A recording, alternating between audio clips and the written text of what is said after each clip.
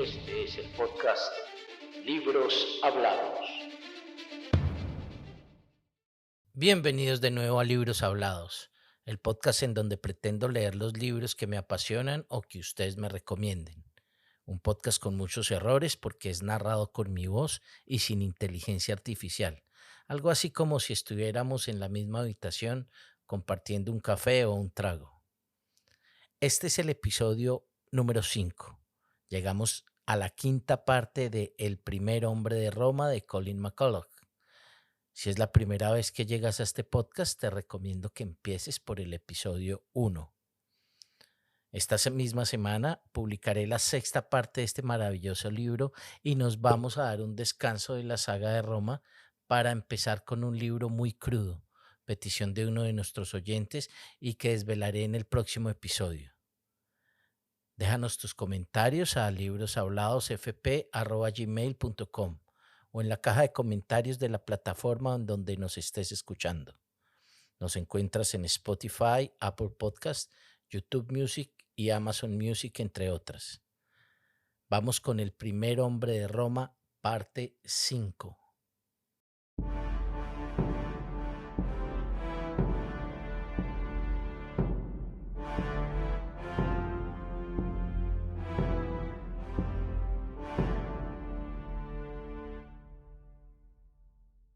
Clitumna tenía un sobrino.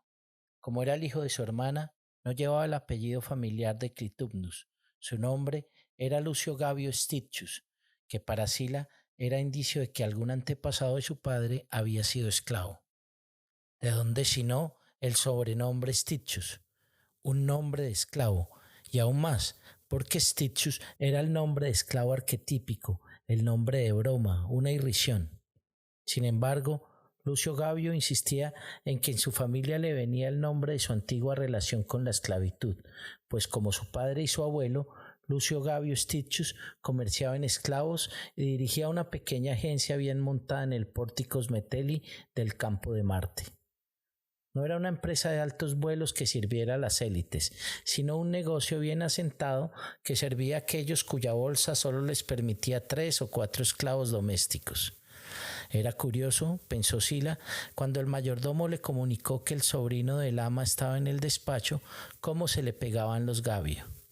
El compañero de francachelas de su padre había sido Marco Gabio Broco, y también estaba aquel querido anciano, el Grammaticus V Gabio Mirto.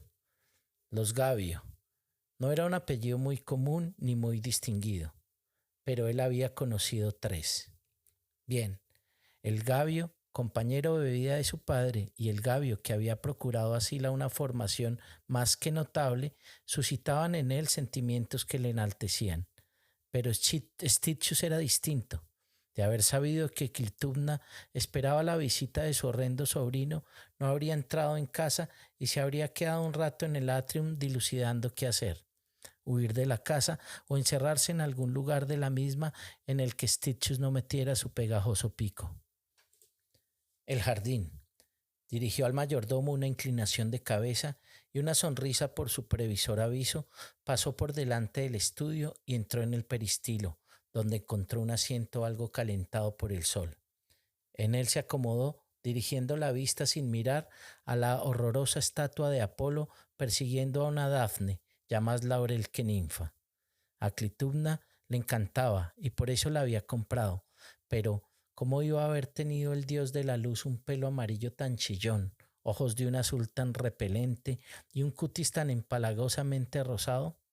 ¿Cómo podía uno admirar a un escultor tan servil a los criterios del ascetismo, que había convertido los dedos de Dafne en tallos verdes idénticos y los dedos de sus pies en raicillas marrones idénticas? El desdichado no había parado mientes en embadurnar el seno humanoide que le quedaba a la pobre ninfa con un hilillo de savia roja brotando del pezón. Mirarla sin verla era el único remedio que le quedaba a Sila para no destruirla, porque todos sus sentidos le acuciaban a coger un hacha y vengar aquel ultraje. ¿Qué hago yo aquí?, preguntó a la pobre Dafne, que habría debido tener gesto de terror y por el contrario sonreía embobada. Pero la ninfa no contestó. ¿Qué hago yo aquí?, inquirió Apolo, pero Apolo no contestó. Alzó una mano para presionarse los ojos, los cerró y se entregó al consabido proceso de autodisciplinarse en la aceptación. Bueno, no exactamente, en una modalidad de triste aguante. Gabio. Piensa en otro que no sea Stitius. Piensa en Quinto Gabio Mirto, el que le había procurado una formación nada desdeñable. Le había conocido poco después de haber cumplido los 7 años, cuando era un niño delgado pero fuerte que trataba de ayudar al bruto de su padre a volver a casa, a la habitación única en que vivían por entonces en el Vicus Sandalararius. Sila padre se desplomó en plena calle y Quinto Gabio Mirto acudió a ayudar al niño. Juntos llevaron al padre a casa. Mirto había quedado tan fascinado por el físico del hijo y por la pureza del latín que hablaba que durante todo el camino no había cesado de hacerle preguntas. Una vez que hubieron tumbado a Sila padre en el camastro de paja, el anciano Grammaticus había tomado asiento en la única silla disponible y había comenzado a obtener del muchacho todos los detalles que él sabía de su familia. Luego le dijo que era maestro y se ofreció a enseñarle gratuitamente a leer y escribir. Le había enternecido la triste historia del pequeño Sila, un Cornelio patricio con evidentes capacidades, condenado el resto de su vida a la penuria entre lupanares en una de las zonas más pobres de Roma, y no se lo pensó. A aquel niño había que enseñarle un medio de subsistencia que le permitiese al menos ser dependiente o escriba. Y si en virtud de algún milagro cambiaba la suerte de Sila y se le presentaba la oportunidad de alcanzar el nivel de vida que le correspondía y que solo su analfabetismo le vedaba, Sila aceptó el ofrecimiento, pero no admitió que fuese gratis. Siempre que podía, robaba cualquier cosa para entregar al viejo Quinto Gabio Mirto un denario de plata o un pollo bien gordo. Y cuando fue algo mayor, se vendía al mejor postor para conseguir ese denario de plata. Si Mirto sospechaba que aquellos denarios eran producto de vender el honor, nunca dijo nada, porque era lo suficientemente sagaz para comprender que con sus pagos el muchacho demostraba su aprecio por aquella inesperada ocasión de aprender. Así que aceptaba las monedas con gesto de complacencia y gratitud y jamás dio motivo para que Sila sospechase que le apenaba pensar en su procedencia. Aprender retórica y formar parte del equipo de un abogado famoso era un sueño que Sila sabía imposible, lo cual era un mayor incentivo para los modestos esfuerzos de Quinto Gabio Mirto. Pues gracias a Mirto, él era capaz de hablar griego con el más puro acento ático y había adquirido los rudimentos básicos de la retórica. La biblioteca de Mirto era amplia y Sila había podido leer a Homero, Píndaro, Hesiodo, Platón, Menandro, Erastótenes, Euclides y Arquímedes. Aparte de apreciar en latín a Enio, Accio, Casio, Émina y a Catón el censor, enfrascándose en cuantos rollos de escritura caían en sus manos, fue descubriendo un mundo en el que podía olvidarse de su situación durante unas horas, un mundo de nobles héroes y grandes hazañas, hechos científicos y elucubraciones filosóficas en el marco de la literatura y las matemáticas. Por fortuna, el único bien que antes del nacimiento de Sila no había perdido su padre era un hermoso latín y por eso el muchacho lo hablaba perfectamente, aunque también dominaba a la perfección la jerga del Subura y un latín de clase baja bastante correcto que le permitía moverse sin dificultades en cualquier ámbito social de Roma. Quinto Gabio Mirto siempre había sentado su escuela en un rincón tranquilo del Macellum Cupedeinis, los mercados de especias y flores que había detrás del foro romano, en su lado este. Como no podía tener un local y enseñaba en la vida pública, Mirto decía que qué mejor lugar para infundir conocimientos en aquellas duras cabecitas romanas que entre el embriagador perfume de rosas violetas, pimienta y canela. No era para Mirto el puesto de tutor de ningún retoño plebeyo mimado, ni de un grupito exclusivo de hijos de caballeros en un aula decente, debidamente aislada del barullo callejero. No, Mirto se contentaba con que su único esclavo le colocara la cátedra y los taburetes de los alumnos en un lugar en el que no les atropellaran los que iban al mercado, y enseñaba a sus pupilos al aire libre a leer, a escribir, y la aritmética entre gritos y voces y las canastas de los vendedores de especias y de flores. Si no hubiera sido tan apreciado, además de hacer un pequeño descuento a los niños y niñas cuyos padres tenían puestos en el Cupeneines, le habrían hecho desalojar, pero como gustaba a la gente y hacía descuento en su enseñanza, le permitieron mantener la escuela en el mismo rincón hasta su muerte, cuando Sila tenía 15 años. Mirto cobraba 10 sestercios por semana a los alumnos y solía dar clase a 10 o 15 niños, siempre más niños que niñas, aunque siempre había varias. Tenía unos ingresos de unos 5.000 sestercios al año, de lo que debía pagar 2.000 por una bonita y espaciosa habitación en una casa propiedad de uno de sus primeros alumnos. Gastaba 1.000 sestercios en aceptable alimentación para él y su anciano pero devoto esclavo, y el resto lo gastaba en libros. Si no daba clase por ser día de feria o fiesta, se le veía fisgando en las bibliotecas, librerías y editoriales del Argitelum, una amplia calle que discurría desde el Foro Romano a lo largo de la Basílica Emilia y el Senado. Oh, Lucio Cornelio, acostumbraba a decir con desesperación, aunque procuraba no mostrarlo, cuando después de la clase enseñaba al muchacho por su cuenta para evitar que se maleara andando por las calles. En alguna parte de este mundo enorme, un hombre o una mujer ha escondido las obras de Aristóteles. Si supieras cuánto anhelo leerlo, esa gran obra producto de una mente. Imagínate, el tutor de Alejandro Magno. Se dice que escribió sobre todo lo imaginable, lo bueno y lo malo, estrellas y átomos, las almas y el infierno, perros y gatos, hojas y músculos, dioses y hombres, sistemas de pensamiento y el caos de la estulquicia. Qué regalo leer las obras perdidas de Aristóteles. Luego se encogía de hombros, se relamía los dientes de aquel modo irritante con que durante décadas sus alumnos le hacían burla a sus espaldas, daba una palmada como signo de frustración y se ascandileaba en medio del agradable olor a cuero de los cubos de libros y el aroma acre del papel de la mejor calidad. Es igual, añadía. No me quejaré cuando tenga mi Homero y mi Platón. Cuando murió, como consecuencia de un resfriado después de que su viejo esclavo resbalara por las heladas escaleras y se rompiera la crisma, es sorprendente, pensó Sila en aquella ocasión, cómo al deshacerse así la unión entre dos personas desaparecen los dos extremos, se pudo comprobar cuánto se le quería. No sufrió Quinto Gabio Mirto la lamentable indignidad de ir a parar a los pozos de cal para pobres detrás del Áger.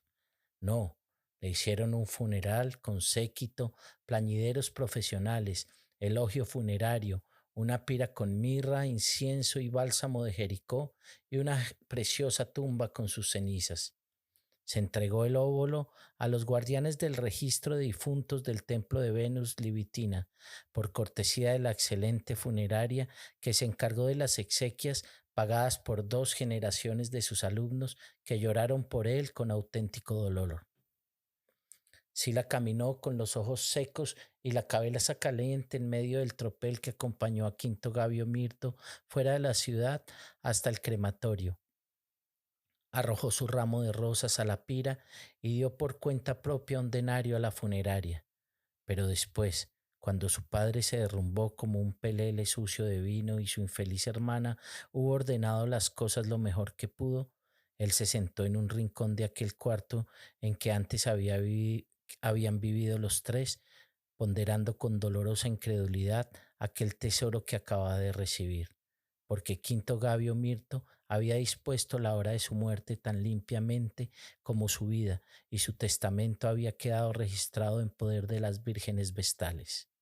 Como no tenía dinero que legar, era un simple documento en el que dejaba a Sila todas sus pertenencias, los libros y la preciosa maqueta del Sol, la Luna y los planetas girando en torno a la Tierra.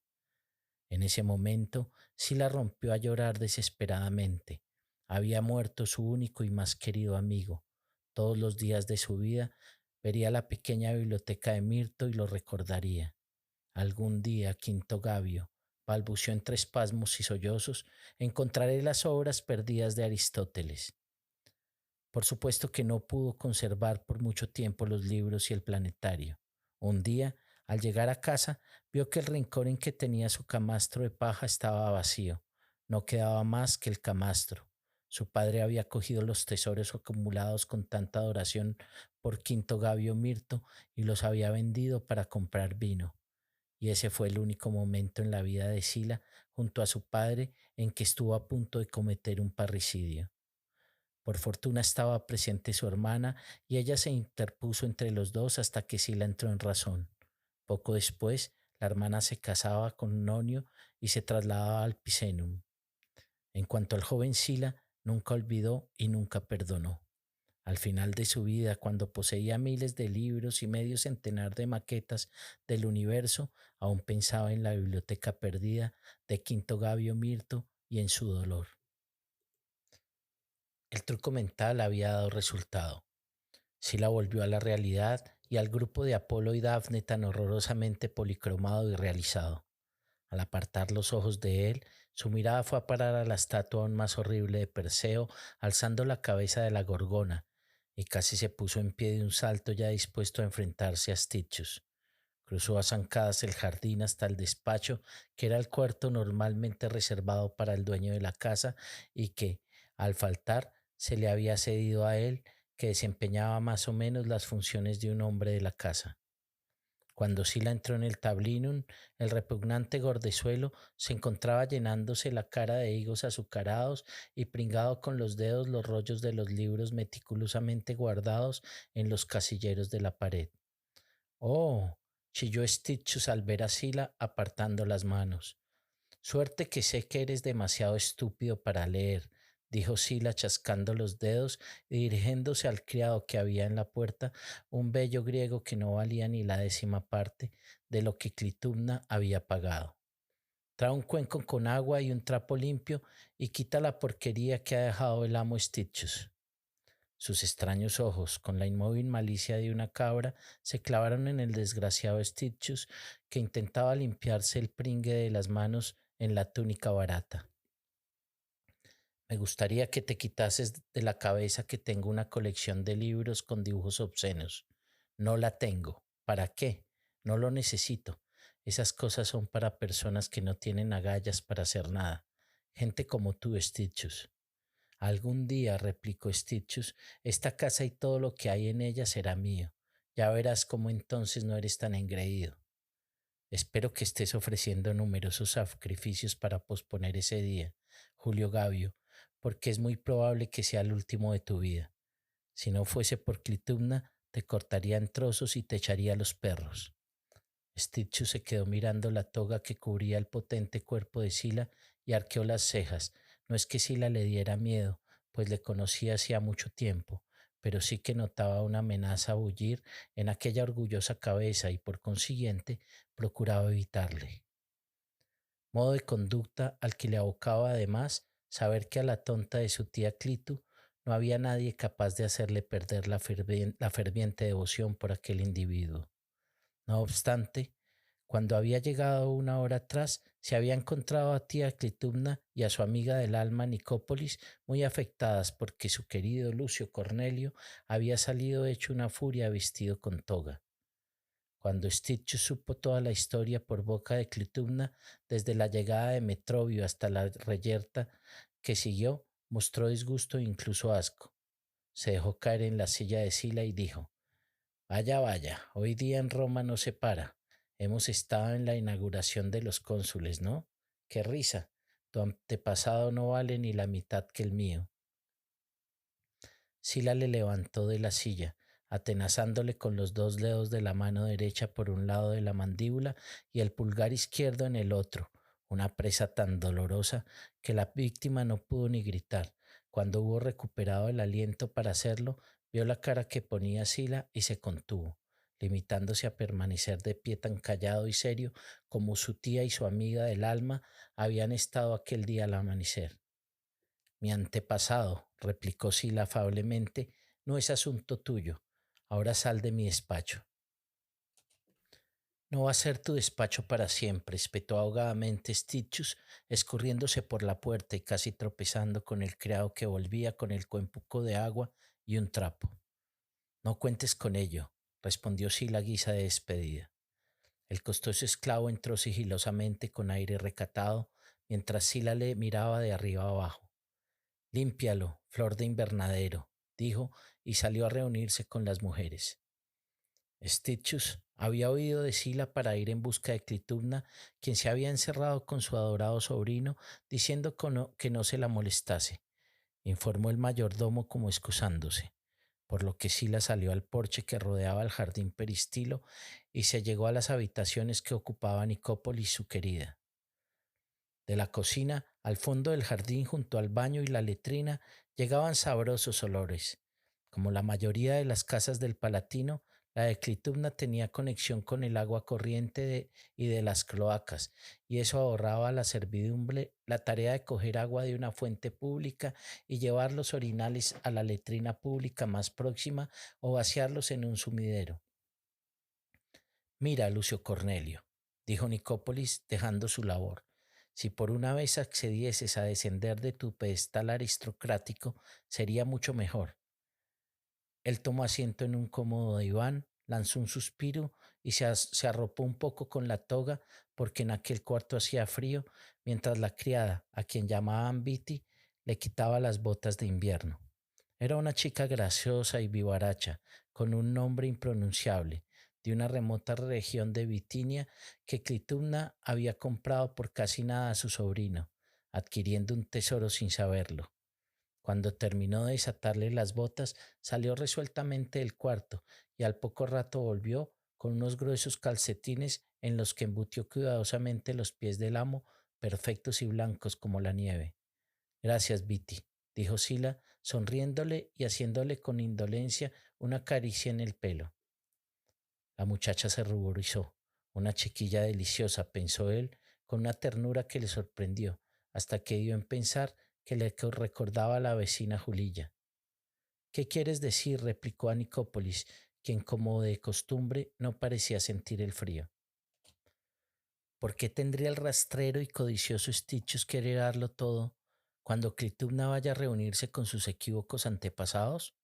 Si cambiases un poquitín de táctico, Lucio Cornelio, mi queridísimo amigo, te lo dejaría todo a ti. Y tiene mucho, créeme. ¿Qué está haciendo ahora? ¿Quejarse de que le he ofendido? Inquirió Sila mientras cogía un cuenco de nueces que le ofrecía Viti con otra sonrisa. Pues claro, y estoy segura que lo estará abordando con profusión. No es que yo te reproche nada porque es detestable, pero es de su sangre y le quiere, y por eso no ve sus defectos, pero a ti te quiere más, desgraciado altanero. Así que cuando la veas, no adoptes esa actitud de glaciar orgullo y no te niegues a justificarte. Cuéntale una historia de lo que ha hecho ese pegajoso que sea mejor que la que él le está contando de ti. Medio intrigado, medio escéptico, se la quedó mirando. Sigue. No creo que fuese tan idiota como para creérselo, dijo. Oh, querido Lucio, si tú quieres, puedes hacer que cualquier mujer crea lo que se te ocurra contarle. Inténtalo. Por una sola vez. Hazlo por mí, dijo Nicópolis mimosa. No, acabaría siendo el tonto. Sabes que no, insistió ella. No hay dinero en el mundo que me haga doblegarme a los deseos de Clitumna. No es que tenga todo el dinero del mundo, pero le sobra para hacerte entrar en el Senado, musitó ella seductora, tentándole.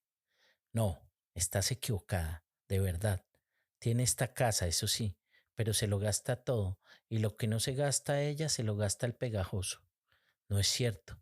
¿Por qué crees que tiene a los banqueros pendientes de lo que dice, como si fuera Cornelia, la madre de los Gracos? Tiene una buena fortuna invertida a través de ellos y no se gasta todas las rentas. Además hay que decir que al pegajoso tampoco le falta un sestercio. Mientras el contable de su difunto padre y el director del negocio puedan trabajar, la agencia de esclavos seguirá dando rendimiento. Sila se incorporó de repente deshaciendo los pliegues de la toga. Nick, no me estarás contando un cuento, ¿verdad? Te lo contaría, pero no sobre esto, replicó ella enhebrando la aguja con lana roja trenzada con oro. Vivirá 100 años, dijo Sila, volviendo a reclinarse en el diván y entregando el cuenco de nueces a Viti. Se le había pasado el apetito. De acuerdo en que puede vivir 100 años, replicó Nicópolis, clavando la aguja en el tapiz y pasándola con sumo cuidado, mientras con sus negros ojos contemplaban al impasible Sila. Pero también puede no vivirlos. ¿No viene de una familia de gente muy senecta? ¿Sabes? Afuera se oyó ruido. Sin duda Lucio Gabio Stitchu se despedía de Clitumna. Sila se puso en pie y dejó que la criada le pusiera unas pantuflas griegas. La enorme toga rozaba el suelo, pero no parecía divertirlo. De acuerdo, Nick. Esta vez lo intentaré, dijo sonriendo. Deséame suerte. Y salió sin darle tiempo a deseársela. La entrevista con Clitumna no fue nada bien. Stitchus había realizado un sagaz trabajo y Sila era incapaz de humillar su orgullo y excusarse como aconsejaba Nicópolis. La culpa es toda tuya, Lucio Cornelio, decía Clitumna impaciente, retorciendo la costosa orla del chal entre sus dedos ensortijados. No haces el menor esfuerzo por ser amable con mi pobre niño, mientras que él sí te lo procura. Es un mugriento quiero y no puedo, masculló Sila entre dientes. Momento en el que Nicópolis, que escuchaba detrás de la puerta, entró airosamente en la habitación y se acurrucó en el diván junto a Clitumna mirando resignada a Sila. ¿Qué sucede? Inquirió con aire de inocente. Mis dos Lucios, respondió Clitumna, que no se llevan bien y yo los quiero tanto. Nicópolis desenganchó los dedos de los flecos, extrajo unas hebras que se habían enredado en los intersticios y los engarces y levantó la mano de Clitumna arrimándola a su mejilla. Pobrecita, canturreó. Tus Lucios son dos gallitos. Eso es lo que pasa. Pues tienen que aprender a llevarse bien, dijo Clitumna, porque mi querido Lucio Gabio deja su apartamento y se viene a vivir con nosotros la próxima semana. Pues yo me marcharé, dijo Sila.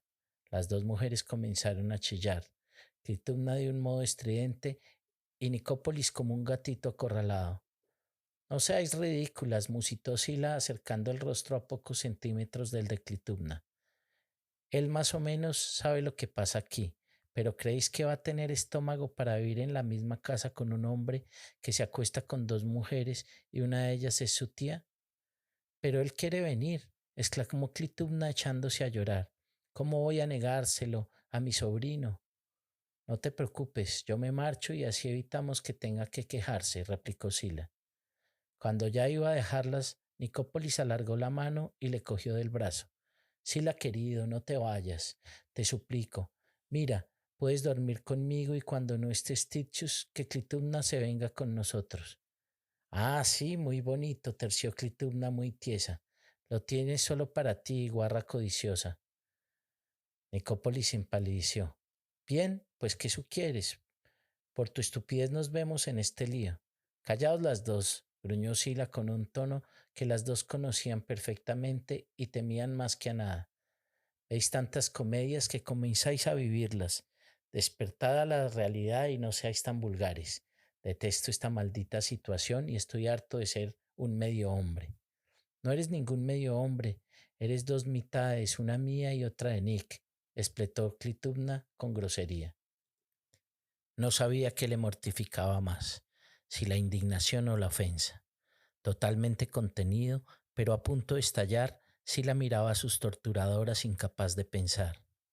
No puedo continuar, exclamó como sorprendido. Tonterías, claro que puedes, replicó Nicópolis con la suficiencia de quien sabe, sin ningún género de dudas, que tiene dominado a su hombre. Ahora vete y haz algo positivo. Mañana te sentirás mejor, como siempre te pasa. Salir de aquella casa, ir a donde sea, hacer algo positivo. Si la tomó calle arriba y sin darse cuenta fue desde el Germalus al Palatinum. La parte del Palatino quedaba sobre el extremo del Circo Máximo y la Puerta Capena. Allí las casas estaban más esparcidas y había más espacios verdes. El Palatinum no estaba muy de moda porque se encontraba muy alejado del Foro Romano. Sin preocuparse por el frío que hacía para ir vestido solo con la túnica de estar en casa, se sentó en una piedra y contempló la panorámica, no las gradas vacías del Circo Máximo ni los preciosos templos del Aventino, sino la perspectiva de su persona camino de un horrible futuro, una masa de piel y huesos sin objetivo. Era un dolor parecido a un cólico sin el paliativo de la purga. Comenzó a temblar hasta que oyó que le rechinaban los dientes sin darse cuenta de que estaba gimiendo. ¿Os sentís mal? Oyó decir a una tímida vocecita. Al principio no vio nada al mirar, pues el dolor le nublaba la vista, pero luego se disipó aquella niebla y el rostro de la muchacha fue precisándose desde la barbilla puntiaguda hasta el cabello rubio que enmarcaba aquella cara en forma de corazón, con grandes ojos, unos ojos enormes color miel que le miraban complacidos.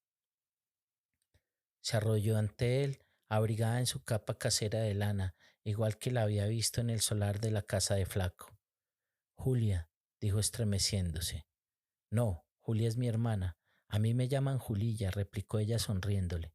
¿Estáis enfermos, Lucio Cornelio? No de un mal que pueda curar un físico. Ya recuperaba el juicio y la memoria, comprendía la mortificante verdad de lo que le había dicho Nicópolis. Al día siguiente estaría mejor. Y eso es lo que más odiaba. Me gustaría mucho, muchísimo volverme loco, añadió, pero no parece que sea posible. Si no podéis, dijo Julilla en la misma postura, es que las furias aún no os quieren. ¿Estáis aquí sola? Inquirió en tono reprobatorio. ¿En qué piensan tus padres para dejarte andar fuera de casa a esta hora? Me acompaña mi criada, respondió ella tranquila, balanceándose sobre los talones. Por sus ojos cruzó un destello de malicia y se le fruncieron las comisuras de los labios. Es buena chica, muy fiel y discreta. ¿Quieres decir que te deja ir a donde quieras y no lo cuenta? Pero un día te descubrirán, dijo él, a quien siempre descubrían. Hasta que eso suceda, ¿a qué preocuparse? No dijo nada más y permaneció mirándole a la cara con una inconsciente curiosidad, deleitándose en la contemplación.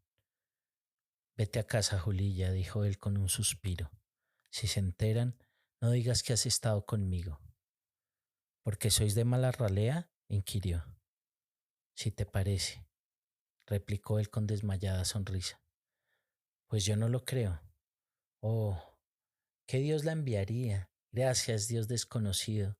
Se le desentumecían los músculos y ya se sentía ligero, como si efectivamente un Dios benigno y propicio le hubiese tocado. Extraña sensación para quien no conocía la bondad. Yo soy de mala ralea, Julilla, dijo. Tonterías, replicó ella muy segura de sí misma. Por su experiencia, advirtió enseguida que se trataba de un enamoramiento de chiquilla y le dieron ganas de disiparlo con un acto grosero que la atemorizara. Pero le era imposible, a ella no, no se lo merecía. Para aquella muchacha era capaz de buscar en la bolsa de los trucos y sacar el mejor Lucio Cornelio Sila que conocía, sin artificio alguno, inocente, limpio y presentable. Está bien, Julilla, te agradezco tu confianza, dijo sin mucha convicción, sin saber lo que a ella le gustaría oír y con la esperanza de que reflejase lo mejor de sí mismo. Me queda algo de tiempo, dijo ella muy seria. ¿Podemos hablar? Muy bien, respondió él haciéndole sitio en la piedra. Siéntate aquí, el suelo está húmedo. Dicen que sois una desgracia para vuestro apellido, comenzó a decir la muchacha, pero yo no creo que sea así, mientras no hayáis tenido la oportunidad de mostrar lo contrario. Me atrevería a decir que es tu padre el autor del comentario. ¿Qué comentario? Que soy una desgracia para mi apellido. Oh, no, replicó ella perpleja. Tata no, es el hombre más prudente del mundo. Pues el mío era el más loco. Estamos en los dos extremos opuestos de la sociedad romana, jovencita. La muchacha estaba arrancando las altas hierbas que crecían al pie de la piedra, extrayendo los largos rizomas y trenzándolas con sus diestros dedos. Tomad, dijo entregándole lo que había confeccionado. Se le cortó la respiración. Fue como una premonición espasmódica del futuro, una visualización dolorosamente breve. Una corona de hierba, exclamó maravillado. Oh, no, no es para mí. Claro que sí, insistió ella, y como él no hacía ademán de cogerla, se inclinó y se la puso en la cabeza. Debería ser de flores, pero en esta época del año no las hay. La muchacha no sabía lo que se hacía, pero él no pensaba explicárselo. Se da una guirnalda de flores a quien se ama, dijo. Yo os amo, replicó ella con voz queda. Pero es ahora, muchacha, algo pasajero. No. Sila se puso en pie y se la quedó mirando. Pero si no tienes más de 15 años, dijo. 16, replicó ella sin pensárselo dos veces. 15 o 16, ¿qué más da? Eres una niña. No soy una niña, espetó encolerizada y roja de indignación. Claro que lo eres, insistió él riendo. Mírate, toda envuelta y gordita como un cachorrillo. Sí, así era mejor. Eso la contendría. Pero sus palabras causaron mayor estrago, porque la muchacha se desmoronó totalmente, perdiendo el ánimo y la ilusión que irradiaba. No soy bonita, suspiró, yo creía que sí. Hacerse mayor es algo cruel, añadió Sila ásperamente. Me imagino que todos los padres dicen a sus niñas que son bonitas, pero la gente se rige por otros criterios. Pero cuando seas mayor, serás pasable y no te quedarás sin marido. Solo os quiero a vos, musitó ella. Eso es ahora. En cualquier caso, desengáñate, cachorrilla, y sal corriendo antes de que te tire de la cola. Vamos. La muchacha echó a correr, dejando a la criada atrás llamándola en vano. Sila se las quedó mirando hasta que desaparecieron cuesta abajo. Aún tenía la corona de hierbas en la cabeza y su color leonado contrastaba fuertemente con los rojos rizos. Alzó la mano y se la quitó, pero no la arrojó, sino que se la quedó mirando entre las manos. Luego se la guardó en la túnica y se alejó. Pobre muchacha, al final la había herido, pero no tenía más remedio porque lo que menos necesitaba era complicarse la vida con la hija de la vecina de Clitumna, asomándose por la tapia, y además hija de un senador. A cada paso que daba, la corona de hierba le rascaba en la piel, una corona gramínea, donada en el Palatino, donde siglos atrás se había alzado la primitiva ciudad de Rómulo, un hatillo de chozas ovaladas como la que aún se conservaba con todo primor cerca de la escalinata de Caco, una corona de hierba que le había entregado una encarnación de Venus, una auténtica descendiente de Venus, una Julia, un presagio. Si se cumple, os edificaré un templo, Venus victoriosa, dijo en voz alta, porque por fin veía claro el camino, un camino peligroso, arriesgado, pero no obstante con nada que perder y mucho que ganar. El crepúsculo invernal se iba apagando cuando regresó a la casa y preguntó dónde estaban las señoras. Estaban en el comedor, en conciliábulo, esperándole para cenar. Que él era el tema de conversación resultaba evidente por el modo en que se separaron de un respingo en la camilla haciéndose las inocentes. Quiero algo de dinero, dijo sin preámbulos. Pero Lucio Cornelio, comenzó a decir Clitumna con aire de disgusto. Calla vieja pesada, quiero dinero. Pero Lucio Cornelio, voy a tomarme unas vacaciones, añadió él sin dar un paso hacia ellas. Tú verás, si quieres que vuelva, si quieres más de lo que puedo darte, dame 1000 denarios, si no, me voy de Roma para siempre. Te daremos cada una la mitad, terció de pronto Nicópolis mirándole a la cara. Ahora, dijo él. A lo mejor no tenemos tanto en casa, replicó Nicópolis. Pues más vale que lo tengáis, porque no pienso esperar. Cuando llegó al cuarto del joven 15 minutos más tarde, se le encontró recogiendo sus cosas. Se sentó en la cama y le miró en silencio esperando que se dignara percatarse de su presencia, pero fue ella quien tuvo que hablar. Tendrás el dinero. Kitubna ha enviado al mayordomo a casa de su banquero, dijo. ¿A dónde vas a ir? Ni lo sé ni me importa. Basta con que sea lejos de aquí, respondió él, guardando con precisos movimientos los calcetines doblados dentro de las botas. Haces el equipaje como un soldado. ¿Tú qué sabes? Ah, en cierta ocasión fui amante de un tribuno militar. Vivía al ritmo del tambor, ¿te imaginas? Lo que hace una por amor cuando es joven. Le adoraba. y por eso le seguí a Hispania y a Asia, añadió con un suspiro. ¿Y qué pasó después? Inquirió él enrollando su segunda túnica de mejor calidad en unas polainas de cuero. Le mataron en Macedonia y yo volví a Roma. El dolor le atenazaba el corazón, pero no por su amante muerto, sino por Lucio Cornelio, un joven león atrapado, destinado a algún sórdido circo. ¿Por qué se enamoraría una? Hacía daño. Optó por forzar una sonrisa nada agradable. En su testamento me lo dejó todo a mí y me hizo rica. En aquella época había grandes botines. Me sangra el corazón, dijo él, guardando sus navajas de afeitar en una funda de lino y metiéndola en una alforja. Esta casa es asquerosa, dijo ella con una mueca. ¿Cómo la odio? Todos estamos amargados y descontentos. ¿Qué cosas agradables nos decimos unos a otros? Muy pocas. Insultos y ofensas, rencores y malevolencias. ¿Por qué estoy aquí? Querida, porque empiezas a deteriorarte, replicó él abundando en sus reflexiones sobre el pasado.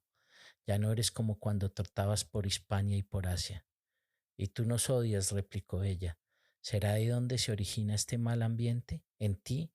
Y cada vez están peor las cosas. De acuerdo. Por eso voy a marcharme una temporada, dijo él cerrando las dos bolsas y levantándolas ágilmente. Quiero ser libre.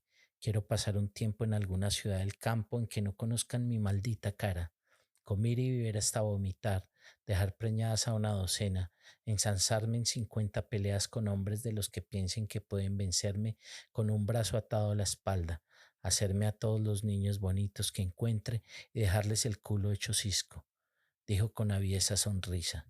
Y luego, querida, te prometo que volveré mansamente a casa para vivir contigo el pegajoso y tía Cliti y seremos felices. Lo que no le dijo es que se llevaba a Metrobio, ni tampoco se lo diría al viejo Sílax, ni tampoco dijo a nadie, ni siquiera a Metrobio, lo que se proponía, porque no se marchaba de vacaciones, sino en misión investigadora. Iba a realizar indagaciones en el campo de la farmacología, la química y la botánica. No regresó a Roma hasta finales de abril.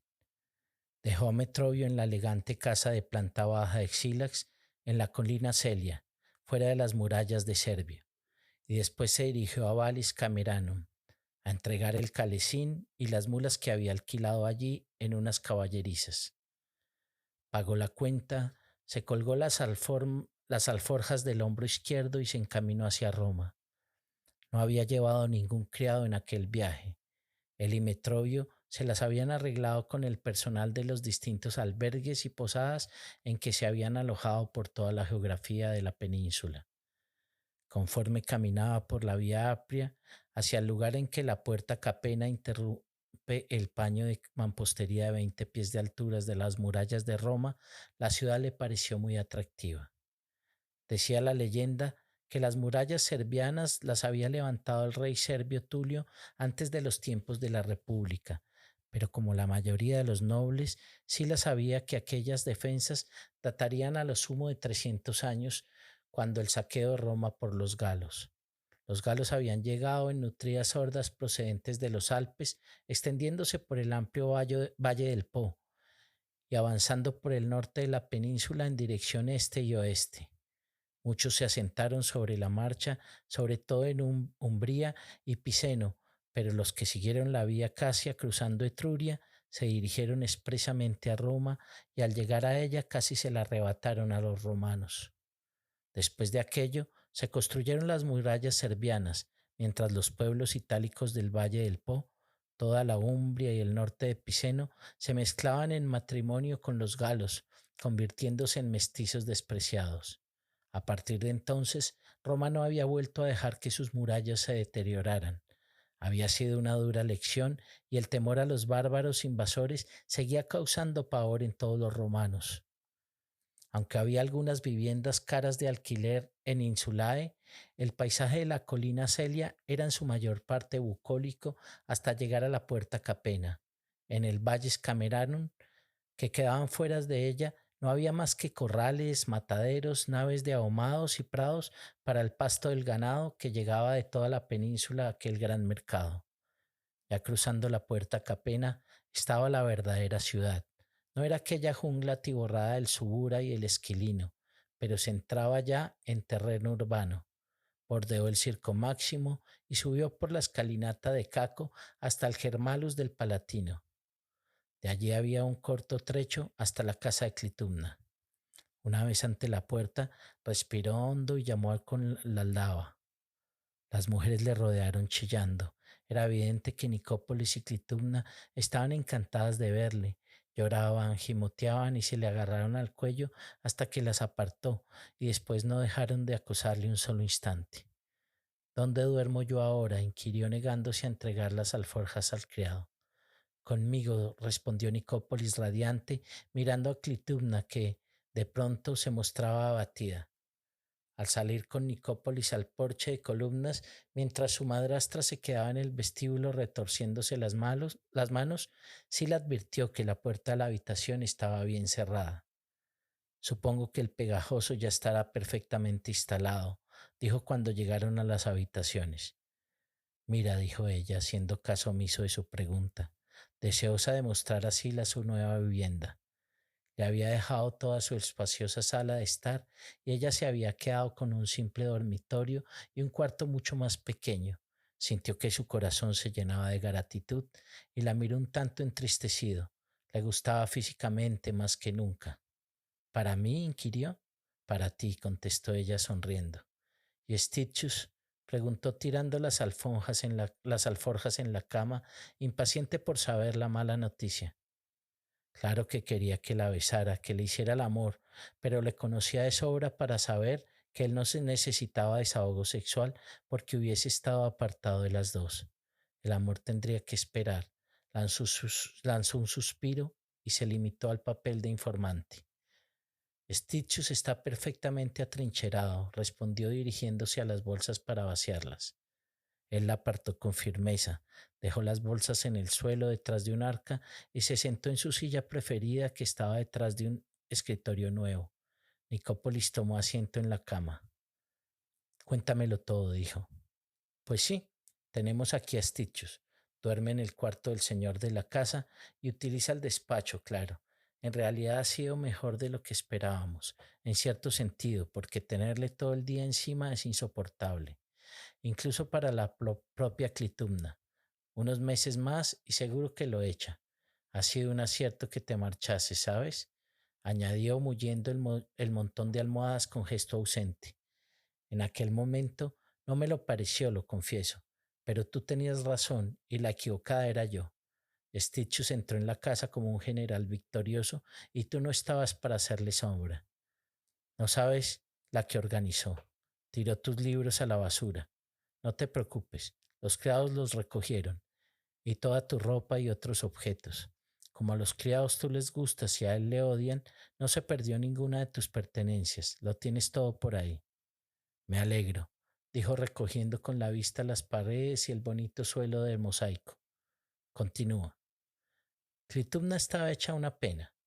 No había podido pensar que fuera a tirar tus cosas. En realidad creo que no quería que él se viniera a vivir acá, pero como había dicho que sí, no podía volverse atrás, porque es de su sangre, el hijo único de esa rama y todo eso. Clitumna no es muy lista, pero se dio cuenta de que el único motivo por el que él le había pedido venirse a vivir acá era para que tú te alargases. A Stitchell le hacía falta, pero el que tú no estuvieras acá para ver que tiraba tus cosas le fastidió el placer que él esperaba, porque no se produjo ningún enfrentamiento, ni hubo oposición. No había nadie, solo la pasiva y malhumorada servidumbre, la llorona tía Clitumna y yo. Bueno, yo hago como si no existiera. La pequeña Viti entró sigilosamente con una bandeja de bollos, empanadas, tortas y pasteles. La dejó en la esquina del escritorio con una tímida sonrisa dirigida a Sila y miró a la correa de cuero que unía las dos alforjas que asomaba por detrás del arca, y allá se dirigió para vaciarlas. Sila se movió con tal rapidez que Nicópolis no le vio apartar a la muchacha. Estaba tranquilamente sentado en una silla y en un abrir y cerrar de ojos se había levantado para apartar amablemente a la muchacha del arca. Le sonrió, la pellizcó gentilmente en la mejilla y la hizo salir de la habitación. Nicópolis se lo quedó mirando. Vaya, sí que te preocupan esas bolsas, dijo. ¿Qué hay en ellas? Pareces un perro defendiendo un hueso. Sírveme vino, dijo él, volviendo a sentarse y cogiendo una empanada de carne. Hizo lo que pedía, pero no estaba dispuesto a dejar la cosa así. Vamos, Lucio Cornelio, ¿qué hay en esas bolsas que no quieres que nadie lo vea? Ante él tenía una copa de vino puro. Esbozó una sonrisa y alargó los brazos con exasperación. ¿Qué te piensas? Me he pasado casi 4 meses lejos de mis mujeres y confieso que no he estado pensando en vosotras todo el tiempo, pero sí que os he recordado, sobre todo cuando veía alguna cosilla que sabía que os podría gustar alguna de las dos. A Nicópolis se le iluminó el rostro de satisfacción. Sila no era hombre que hiciera regalos.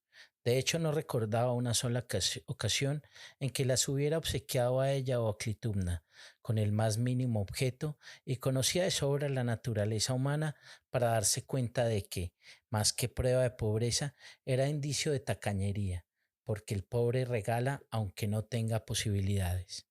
Oh, Lucio Cornelio, exclamó radiante, ¿de verdad? ¿Me lo enseñas? Cuando esté tranquilo y en su momento, respondió él. Giró la silla y miró por la amplia ventana que tenía detrás. ¿Qué hora es? No sé. Será la hora octava, pero aún no es hora de cenar. Sila se puso en pie, fue hasta el arca y sacó las alforjas de detrás colgándoselas del hombro. Volveré antes de la hora de la cena, dijo. Nicópolis, boquiabierta, le vio dirigirse a la puerta. Sila, eres el ser más irritante del mundo, te lo juro. Acabas de llegar y ya te vas, a no sé dónde. No me extraña que fueses a ver a Metrobio, ya que te fuiste con él de viaje. Ah, ya. Silas hizo una visita para quejarse, ¿no es eso? Y que lo digas. Llegó como una trágica en el papel de Antígona y se marchó como un eunuco de comedia. Si hubieras visto cómo imitaba a Clitumna su voz chillona, y rió al recordarlo. Está bien empleado a ese viejo puto. ¿Sabes que había impedido que el muchacho aprendiese a leer y a escribir? ¿No nos tienes confianza para dejarlas aquí? Inquirió ella intrigada de nuevo por las bolsas.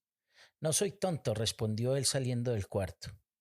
La curiosidad femenina era tonto por no haberlo previsto, y allá se fue con las bolsas hacia el gran mercado, donde durante la hora que siguió se dedicó a gastarse los últimos denarios que le quedaban, el resto que había pensado ahorrar para el futuro. Las mujeres, unas puercas que se entrometen en todo. ¿Cómo no lo había pensado? Las alforjas pesaban con la carga de pañuelos y ajorcas, fríolas chalinas orientales y chismes para el pelo. Le abrió la puerta de casa de Clitumna a un criado que le informó que las señoras y el amo Stitchus estaban en el comedor y habían decidido esperar un momento antes de empezar. Diles que voy enseguida, dijo dirigiéndose hacia la vivienda de Nicópolis. No parecía haber nadie a la vista, mas para mayor seguridad cerró las contraventanas y echó el cerrojo a la puerta. Los regalos comprados apresuradamente los amontonó en el escritorio con algunos rollos de libros nuevos. La bolsa de la izquierda no la tocó y las primeras capas de ropa de la derecha las echó en la cama. Luego extrajo del fondo 2 pares de calcetines enrollados y rebuscó hasta sacar 2 frasquitos con tapón sellado con cera. A continuación cogió una cajita corriente de madera que cabía perfectamente en la mano y como si fuera incapaz de resistir la tentación, abrió la ajustada tapa. Contenía un simple polvillo inerte amarillento. Volvió a cerrarla, apretando bien con los dedos y a continuación miró el derredor por el cuarto con el entrecejo fruncido. ¿Dónde? Una fila de decrépitos relicarios en forma de templos ocupaban la superficie de una mesa lateral alargada, restos de la casa de Cornelio Sila, todo lo que había heredado de su padre y que éste no había podido vender para procurarse vino. 5 relicarios en forma de cubo de 2 pies de arista, todos con puertas pintadas flanqueadas por un porche de columnas, con un frontón adornado con figuras de templo, y en el sencillo entablamento debajo del frontón un hombre masculino. Uno era el antepasado del que descendían las 7 ramas de la casa patricia de Cornelio, otro un tal Publio Cornelio Rufino, cónsul y dictador más de 200 años atrás, otro el hijo de este, 2 veces cónsul y una vez dictador durante las guerras con los samnitas, y luego expulsado del Senado por atesorar plata. Otro era el primer Rufino con el nombre de Sila, sacerdote de Júpiter durante toda su vida, y el último era su hijo, el pretor Publio Cornelio Sila, Rufo, famoso por ser el fundador de los Ludi Apolinares o Juegos de Apolo. Fue el relicario del primer Sila el que Lucio Cornelio abrió con sumo cuidado, porque la madera llevaba muchos años sin cuidar y estaba muy deteriorada. Otrora la pintura había sido vistosa y las pequeñas figuras en relieve dejaban ver todo su trazo perfecto, pero ahora todo estaba desgastado y astillado. Algún día encontraría dinero para restaurar aquellos recuerdos ancestrales y tendría una casa con un atrium espléndido en el que los exhibiría con orgullo. En cualquier caso, de momento le pareció adecuado esconder aquellos 2 frasquitos y la cajita con el polvo en el relicario de Sila, el Flamen Dialis, el hombre más sagrado en la Roma de su tiempo, sacerdote del templo de Júpiter Optimus Maximus. Dentro del relicario había una máscara de tamaño natural con peluca y exquisito naturalismo, por lo bien policromada que estaba. Miraban a Sila unos ojos azules y no gris claro como los suyos. Rufino era de tez clara, pero no tanto como la de su descendiente. El cabello espeso y rizado era rojo zanahoria más que rojo dorado. Quedaba espacio a los lados de la máscara para extraerla, pues estaba montada sobre un bloque en forma de cráneo del que se desprendía. La última ocasión en que la habían sacado había sido en el funeral de su padre, que sí la había pagado en una serie de molestos encuentros con un hombre que detestaba. Cerró las puertas con sumo cuidado y luego tiró de la escalinata del podio, que parecía lisa y sin fisuras, pero que, igual que un templo auténtico, estaba hueca. Sí la dio con el punto preciso y de los escalones centrales surgió un cajoncito.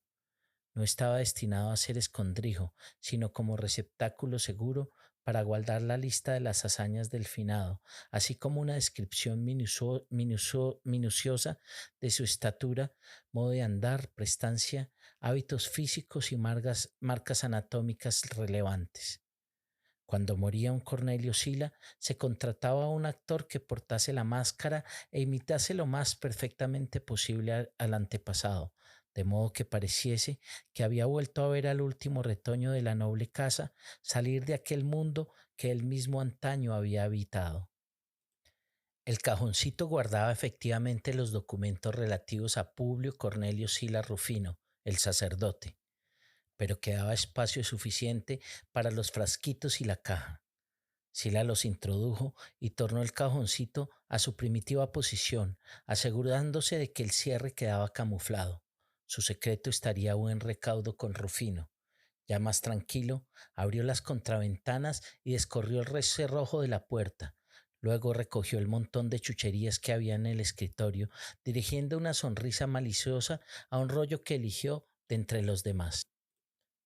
Naturalmente, Lucio Gabio Stitius ocupaba el puerto de invitado en el extremo izquierdo de la camilla central. Era uno de los pocos comedores en los que las mujeres comían reclinadas en vez de sentadas en sillas rectas, ya que ni Clitumna ni Nicópolis se regían por dogmas anticuados. Aquí tenéis, muchachas, dijo Sila entregando el manojo de regalos a sus 2 adoradas que seguían sus pasos en el comedor como 2 girasoles. Había elegido acertadamente cosas que podían pasar por proceder de lugares fuera de Roma y prendas que ninguna mujer sentiría vergüenza de ponerse. Pero antes de situarse hábilmente entre Clitumna y Nicópolis en la primera camilla, dio una palmadita al rollo que llevaba y se lo entregó a Stitius. Un regalo para ti, Stitius, dijo. Mientras tomaba asiento entre las dos mujeres, que respondieron con risitas y ronroneos, Stitchus, sorprendido al verse obsequiado, desató las cubiertas del libro y lo desplegó. Dos manchas rojas encendieron sus mejillas llenas de acné y sus ojos protuberantes se clavaron en aquellos preciosos dibujos coloreados de hombres con el pene erecto que realizaban unos con otros toda suerte de juegos atléticos. Con dedos temblorosos enrolló el papiro y lo cerró, y a continuación tuvo que hacer acopio de valor para mirar a su benefactor. Los temibles ojos de Sila despedían fuego por encima de la cabeza de Clituma, expresando su profundo desprecio. Gracias, Lucio Cornelio, dijo Stitchus con un plañido. No hay de qué, Lucio Gabio, respondió Sila con voz ronca. En aquel preciso momento llegó el primer plato gustativo apresuradamente aumentado en honor a su regreso, sospechó Sila, ya que, aparte de la normal ración de aceitunas, lechuga y huevos duros, incluía unas pequeñas salchichas de faisán y trozos de atún en aceite. Sila comió con excelente apetito, dirigiendo aviesas miradas a Stitchus, que solo en su camilla veía a su tía achucharse cuando podía contra su adversario y a Nicópolis acariciarle descaradamente la entrepierna. Bien, ¿y qué noticias hay en esta casa? Preguntó cuando retiraron el primer plato. No gran cosa, respondió Nicópolis, más interesada por lo que estaba manoseando. No la creo, dijo Sila, volviendo la cabeza a Clitumna al tiempo que le cogía la mano y comenzaba a besuquearle los dedos. Al ver el gesto de disgusto de Stitchus, comenzó a lamérselos voluptuosamente. Dímelo tú, amor, chupaba. Porque me niego a creer, chupaba, que no haya sucedido nada. Felizmente, en aquel momento llegó la fércula o plato principal. La glotona Clitumna se soltó la mano bruscamente y se apoderó del cordero asado con salsa de tomillo.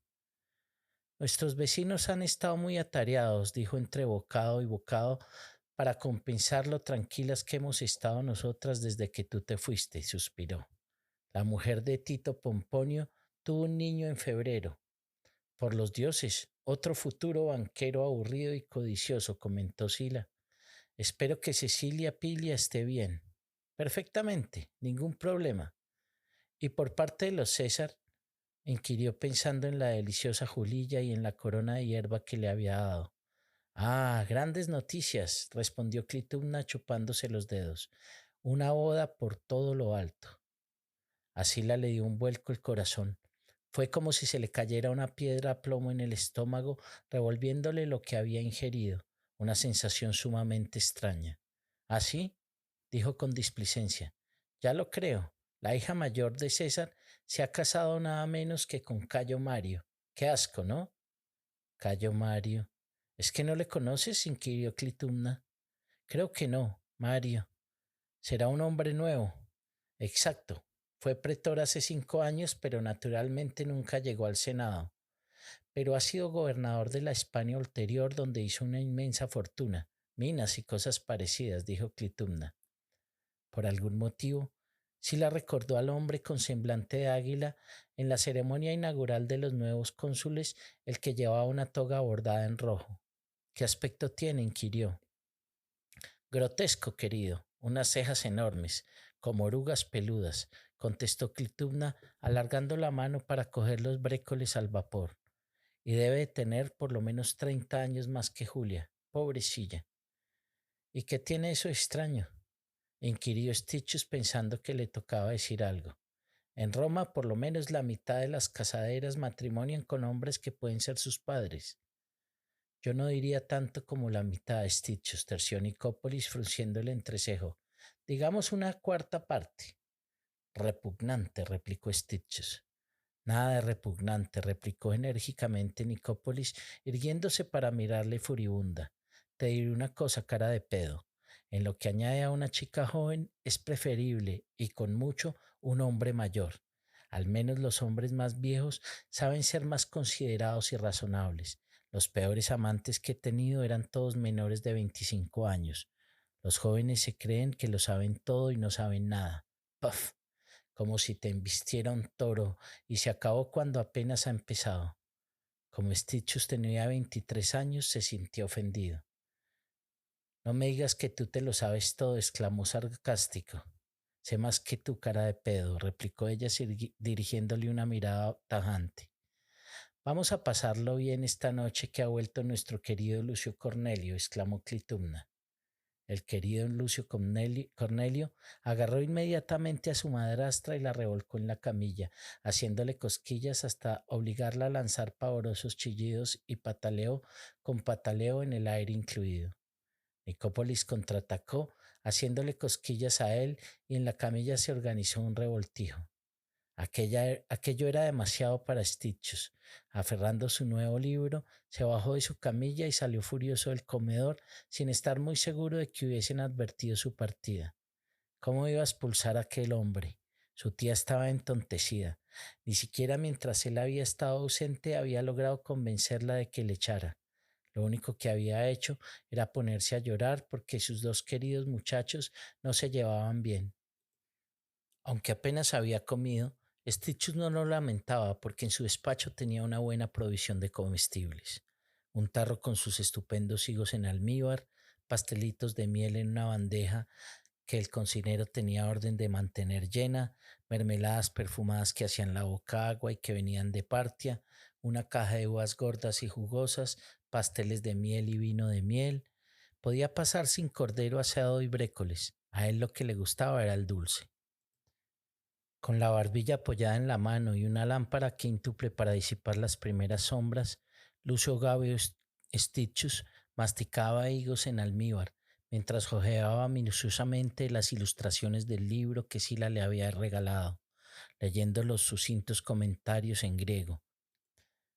Naturalmente que el regalo era, por parte de Sila, el modo de decirle que él no necesitaba aquellos libros, porque lo había hecho todo, pero eso no anulaba su interés. Stitchus no era tan orgulloso. Ah, algo sucedía bajo su túnica bordada, y cambió la mano de la barbilla a la entrepierna, con furtiva inocencia innecesaria ante su único testigo, la jarra de higos en almíbar.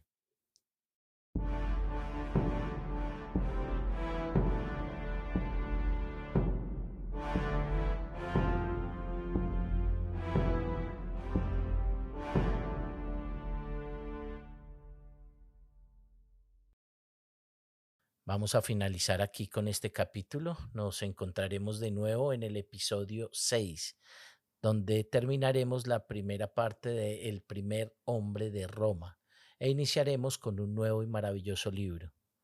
Déjanos tus comentarios a libroshabladosfp@gmail.com o en la caja de comentarios de la plataforma en donde nos estés escuchando. Nos encuentras en Spotify, Apple Podcasts, YouTube Music y Amazon Music, entre otros. Soy Johan Gualtero, transmitiendo desde la no siempre fría Canadá. Gracias por escucharnos. Este es el podcast Libros Hablados.